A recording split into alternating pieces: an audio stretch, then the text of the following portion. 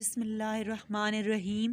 السلام علیکم اسٹوڈنٹس، آج ہم اردو کی بک کا سبق نمبر 1 اس کا آغاز کرتے ہیں، اور سبق نمبر 1 میں حمد ہے۔ سب سے پہلے تو آپ کو یہ پتہ ہونا چاہیے کہ حمد کیا ہوتی ہے۔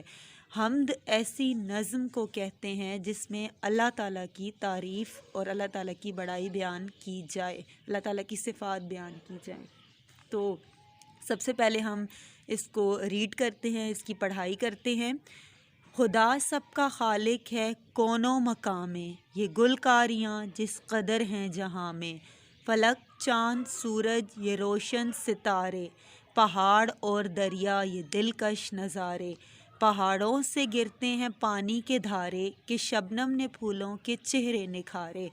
خدا سب کا خالق ہے کون و مکان میں، یہ گلکاریاں جس قدر ہیں جہاں میں، خدا کی ہر ایک سمت جلوہ گری ہے، کہ نوری فضاؤں سے دنیا بھری ہے، ہر ایک دشت شاداب کھیتی ہری ہے، یہ سب میرے مالک کی کاریگری ہے۔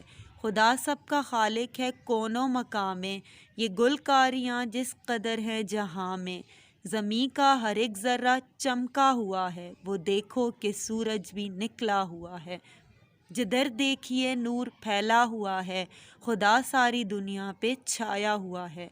خدا سب کا خالق ہے کون و مکان میں، یہ گلکاریاں جس قدر ہیں جہاں میں۔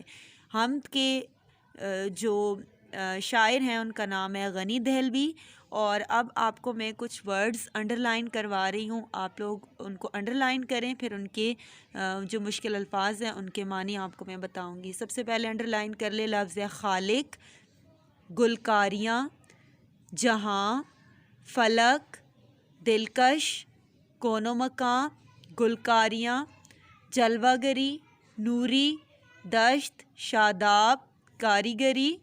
چلیں اب ان کے میں آپ لوگوں کو میننگ بتاتی ہوں، ساتھ ساتھ مشکل الفاظ ہیں ان کے معنی ساتھ ساتھ کرتے ہیں۔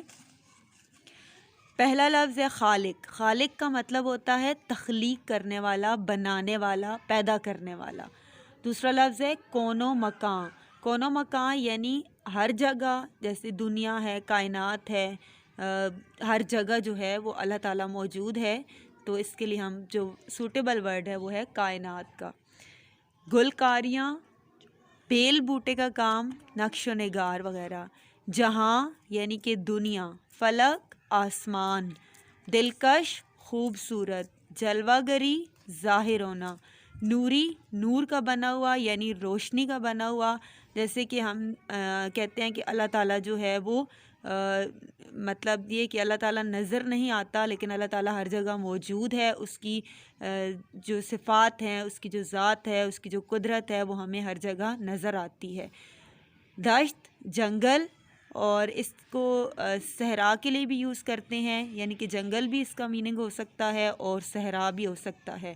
شاداب یعنی کہ ہرا بھرا، سرسبز، جہاں پہ درخت وغیرہ ہوں، ہری بھری جگہ ہو، سرسبز ہو۔ کاریگری یعنی کہ ہنرمندی، مہارت۔ نظم جو ہے حمد، اس کا مرکزی خیال یہ ہے کہ یعنی کہ اس میں شاعر نے اللہ تعالیٰ کی صفات کو بیان کیا ہے، اللہ تعالیٰ سے اپنی محبت کا اظہار کیا ہے، اللہ تعالیٰ کی جو تخلیقات ہیں ان کو بتایا ہے کہ اللہ تعالیٰ اپنی اللہ تعالیٰ کی ذات، اللہ تعالیٰ کی صفات، اللہ تعالیٰ کی قدرت ہمیں اس کی بنائی ہوئی ہر شے میں نظر آتی ہے۔ تو اس کا مرکزی خیال دیکھتے ہیں کیا ہے۔ اس نظم میں شاعر نے اللہ تعالیٰ سے اپنی محبت کا اظہار کیا ہے اور اللہ تعالیٰ کی بے شمار صفات بیان کی ہیں کہ اللہ تعالیٰ ہی تمام کائنات کا خالق و مالک ہے، اور کائنات کی ہر شے میں اللہ تعالیٰ کا نور اور قدرت ظاہر ہوتی ہے۔ اب جو ہے وہ اس نظم کی تشریح، تھوڑا اس کا خلاصہ جو ہے وہ میں آپ کو بتا دوں۔ سب سے پہلے یہاں پہ پہلے شعر میں جو ہے اللہ تعالیٰ کی اس کے بارے میں بتایا جا رہا ہے، جو اللہ تعالیٰ نے چیزیں پیدا کی ہیں۔ خدا سب کا خالق ہے کون و مکان میں، یہ گلکاریاں جس قدر ہیں جہاں میں، یعنی کہ اللہ تعالیٰ نے دنیا کی ہر چیز پیدا کی ہے، دنیا میں جو چیزیں موجود ہیں وہ تمام اللہ تعالیٰ کی پیدا کردہ ہیں، اللہ تعالیٰ کی قدرت کو ظاہر کرتی ہیں، جیسا کہ آسمان، چاند، سورج، پہاڑ، دریا، یہ ساری چیزیں یہ اللہ تعالیٰ کی پیدا کردہ ہیں، اللہ تعالیٰ کی قدرت کو ظاہر کرتی ہیں۔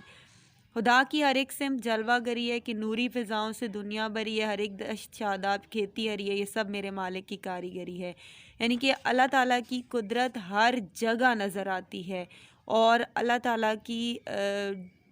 تعالیٰ نے جو چیزیں پیدا کی ہیں، جس طرح جنگل ہیں اور کھیت ہیں، اور ساری جو چیزیں اللہ تعالیٰ کی پیدا کردہ ہیں، کھیت، جنگل وغیرہ، صحرا، یہ سب اللہ تعالیٰ کی قدرت کو ظاہر کرتی ہیں۔ یہ سب میرے مالک کی یعنی اللہ تعالیٰ کی ہنرمندی کا، مہارت کا منہ بولتا ثبوت ہیں۔